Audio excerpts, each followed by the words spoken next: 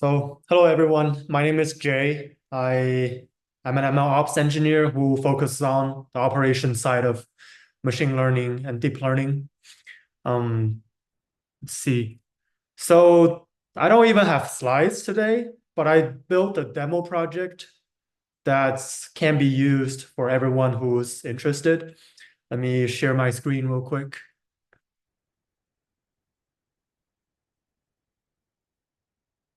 So, can everyone see my screen? We see your screen. Sweet. So what you're looking at right now is probably the simplest ML model you can think of. It's a scikit-learn model. You get the data set from scikit-learn, actually. Train test split, everyone knows that. We use an LGB regressor. This is something you'll see in maybe like a undergraduate degree in computer science. They'll go through like the intro to machine learning class. This is probably what you'll see. Um, when I was in school, however, I I built machine learning projects using like scikit-learn and PyTorch, but they were always running locally. Um, Even when I pulled up in the browser, it's localhost, blah, blah, blah, 8080 usually. And that's just not how we build or deploy models in real life. Like whoever our customer is, they're not going to just run it like on their local computer as like a developer, because we don't expect our customers to be hands-on and technical. So that's what motivated this project. Can everyone see my GitHub now? Yes. Sweet. So here is the ML service template I built. Basically allows you to serve any scikit-learn machine learning model using the Python's fast API framework, which is then containerized using Docker and deployed to AWS using Terraform. Um, I first thought about building this project after talking to multiple friends of mine. I have a lot of friends who are data scientists or ML practitioners. They enjoy the algorithm side of things. They enjoy building models, tuning hyperparameters, and seeing like just they're really enjoying the model aspect of it. But here's the issue, like I mentioned earlier, even if they build the best model in the world, like beating like 99% of all other models, well, how is everyone going to use it? How's anyone going to interact with it? Well, once the model is built, does it just work magically in production? Can it like seamlessly be deployed to AWS?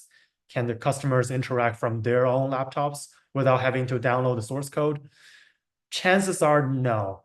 Based on my experience in the past, if if I build a model first and without worrying about any of the infrastructure stuff, chances are that it'll break into production right away the moment I try to deploy it.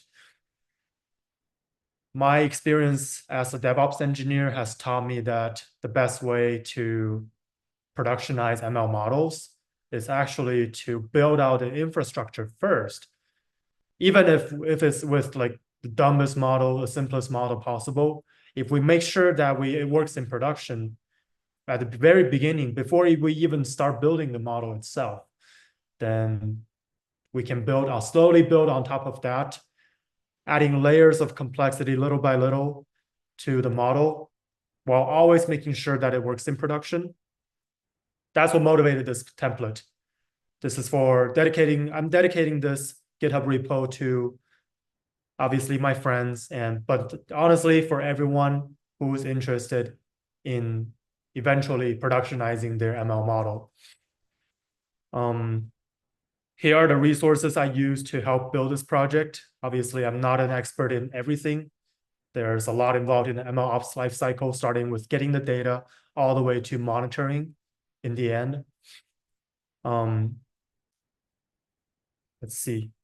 Here's an overall architecture of the service template I built.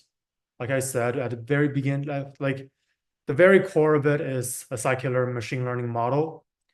Then it's served using a fast API framework, which basically what it does is it allows the user to interact with the model using one of the endpoints. Oh, I see some questions in the chat. Never mind, they're not questions, my bad. Okay, we'll keep going. So, and then the fast API, even that needs to be deployed, because at the end of the day, even a fast API is something, if it's not deployed, the user has to install the code locally and run it in localhost.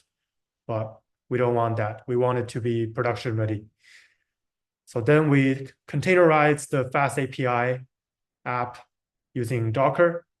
Everyone knows Docker for anyone who's like worked with containers before. And for the purpose of this project, we deploy it to AWS. We host this Docker container using the Elastic Container Service, which is one of the service offerings of AWS. Here's the overall architecture. Obviously, I skipped all the other AWS services involved in this, like IAM, like Fargate, but that's all included in the GitHub repo. If anyone's interested, you can look into the infra directory, ECS. Here's the Terraform module that specifies all the AWS resources used in this template. But again, the point of this template is for anyone who is not interested on the operation side. They just want to focus on building a model. That's what this template is for. And while this meetup started, I actually started running, following the instructions I laid down in here.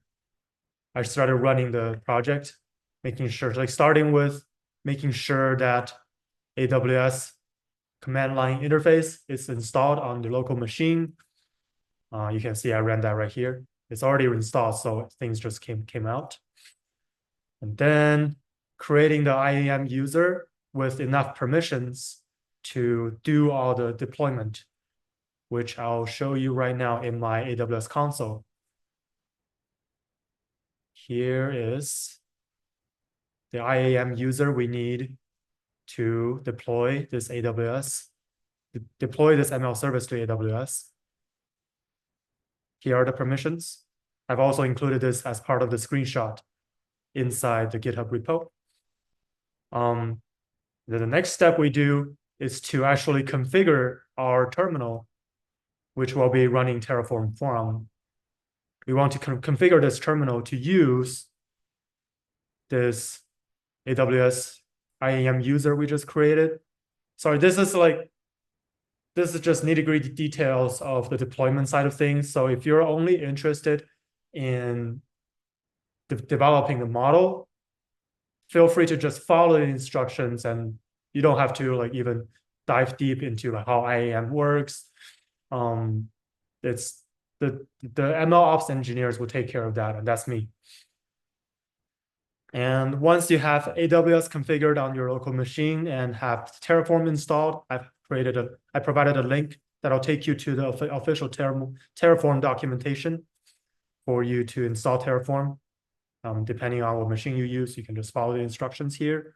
Very straightforward. And then just a couple CLI commands that deploy your containerized fast API app circular model to AWS.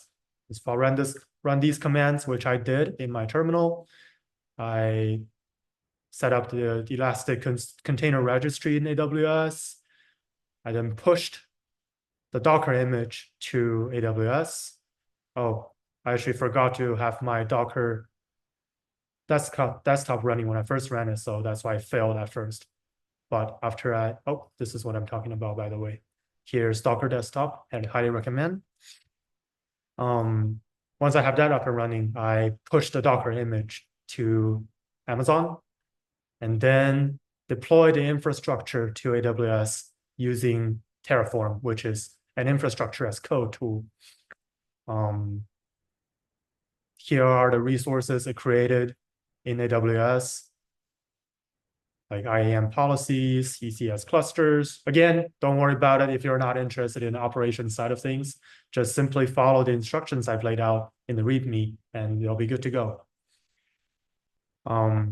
After having created all those resources, oh, I see something else in the chat, Q&A.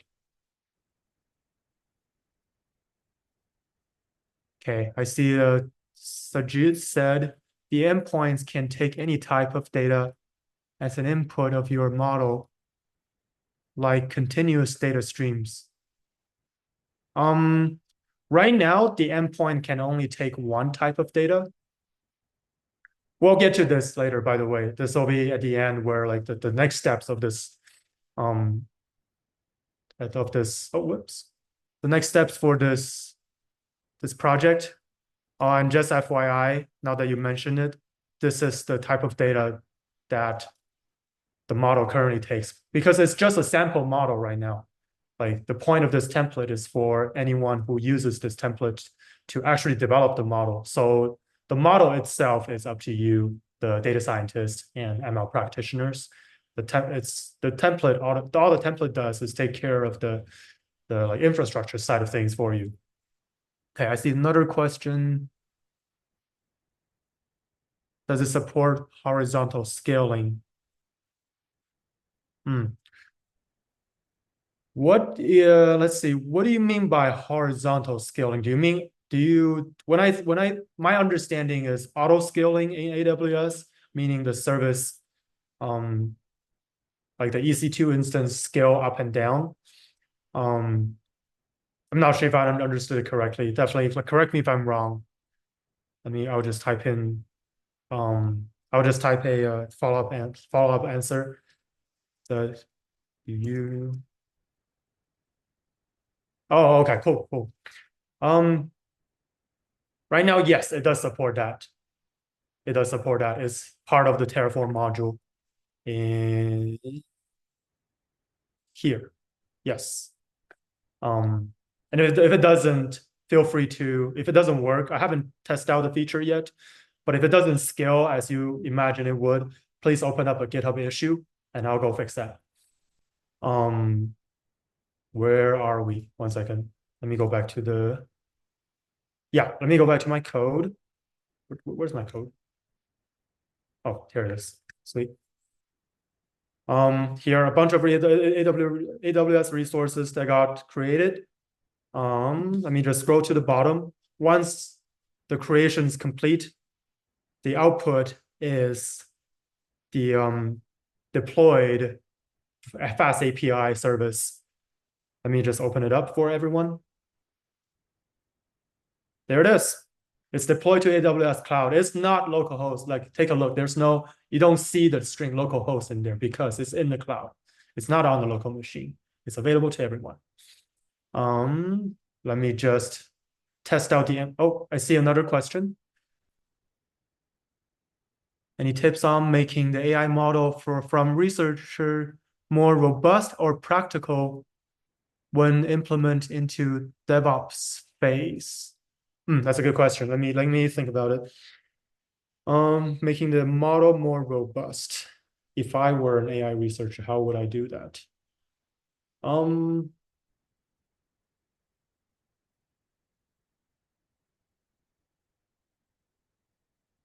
So it sounds like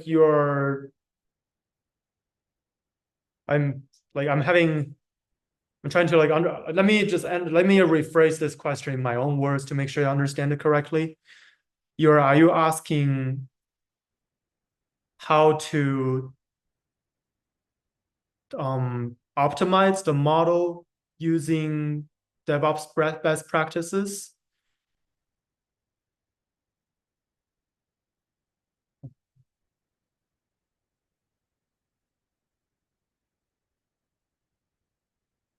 In that case, I'll be completely honest, the infrastructure doesn't, actually optimize the model. All the optimize like I've never worked as a data scientist before, and based on my experience, optimizing the model actually takes place with like hyperparameter tuning and making sure you get more or higher quality data. Um, all the infrastructure would do is to make it go live, basically publish the model for to be available for everyone to use. Um, yes, that's my understanding. Okay, let's test out the model now that it's deployed. Here's the predict endpoint, and this is the endpoint that if we go back to our Figma diagram, the predict endpoint is what you use to interact with the scikit-learn model. So let's test it out. Let's try it out. Request body, let's use that sample data we have in the code base. It's right here. Right here. Copy, paste. Let's test it out. There we go. It works. Here's the response it gave, 200. As a joke, like because I'm an ML ops engineer, all I care about is the 200 code. But as a data scientist or ML practitioner, well, you probably care way more about the response body, how good this answer is actually. Yeah, it's pretty cool because we have different skill sets. We focus on different parts of the problem, but we're both very crucial in solving the business problem, both of our skill sets. Cool. One more thing. Let's go into the AWS service. Let's go into the AWS console and actually take a look at the machine learning service we just deployed. We go to Elastic Container Service, which is this logo right here. Here's our cluster. Here is our service. I see another question. Is the input data included inside the training data set? I don't think so. No, it's not. But again, that's something you can customize. It's like the data, you can get it for yourself. The model, you'll build it yourself. Let's see. So here is the service, like the console side of the service in Amazon. Yeah, again, don't worry about this too much. The only thing I want everyone to know is the cost. Obviously, when you deploy something to cloud, it's not free. So let's go to my cloud dashboard and see how much this service we just deployed will cost. Okay, looks like it will cost $1, a little over $1 every month. Like, that's not a whole ton, but any cost that doesn't serve a purpose shouldn't be there. This is from a cost optimization side of things. So if your like a machine learning service that's deployed to cloud isn't planning on taking any customers anytime soon, if you're just testing it out and playing with it in production, I would really tear it down because you don't want an unexpected cost on your credit card, even if it's not a ton of money. Like let alone like say if you use Amazon SageMaker, the cost will be thousands of dollars every month. Like you don't want that if it's not expected. So at the end of the project, as I've also emphasized in the README, when you're done interacting with your servers, destroy it, which is what we're going to do right now.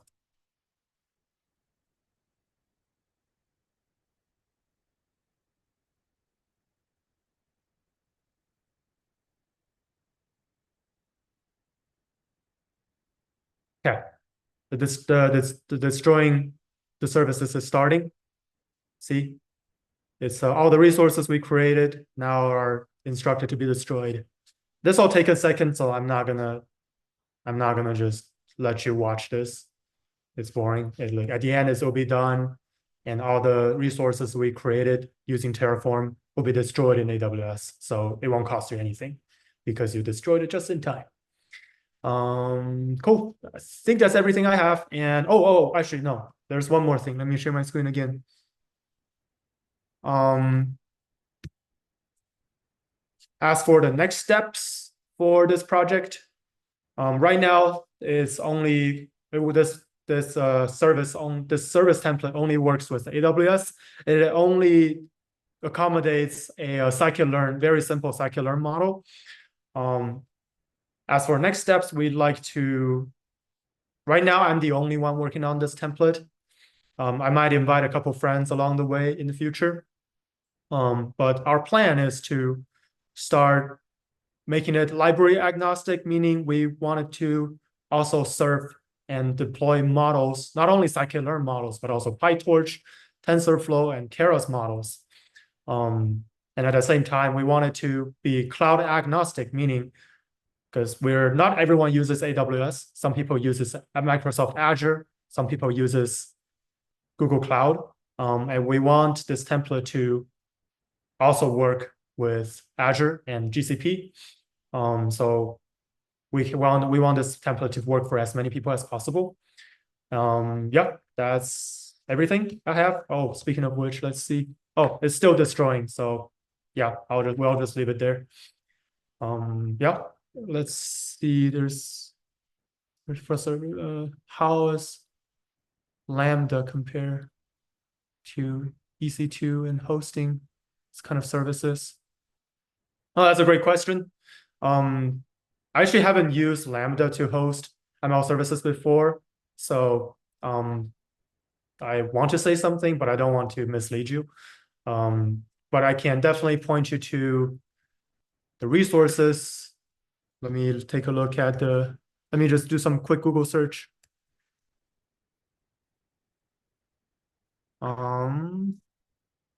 Here is the official documentation of AWS Lambda. I'll put it in the chat for everyone. And AWS usually have resources you can, like tutorials, hands-on tutorials you can go through. This is something I like to explore too. So thank you for asking that question.